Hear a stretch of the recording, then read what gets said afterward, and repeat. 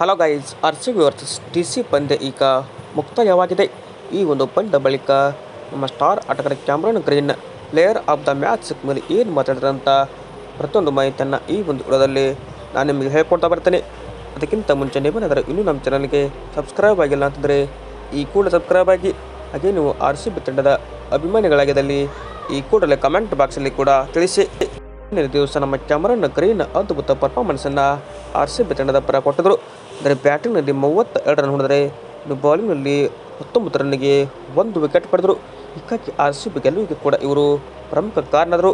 ಅದೇ ಥರ ಒಂದು ರನ್ಔಟ್ ಕೂಡ ಇವರು ಮಾಡಿದರು. ಅದು ಮೇನ್ ವಿಕೆಟ್ ಆದ ಟ್ರಸ್ಟನ್ ಸ್ಟಬ್ಸ್ ಅವರ ರನ್ಔಟ್ ಮಾಡಿ ಪಂದ್ಯಕ್ಕೆ ತಿರುವು ಕೊಟ್ಟರು. ಬಟ್ ಈ ಒಂದು ಪಂದ್ಯ ಮುಕ್ತಾಯದ ಮನೆಯಲ್ಲೂ ಕೂಡ ಪ್ರೆಸ್ ಕಾನ್ಫರೆನ್ಸಲ್ಲಿ ಏನು ಹೇಳಿದ್ದಾರೆ ಅಂತ ಕೇಳೋದಾದರೆ, ಒಂದು ಅದ್ಭುತ ಗೇಮ್ ನಮ್ಮ ತಂಡಕ್ಕೆ ಆಗಿತ್ತು.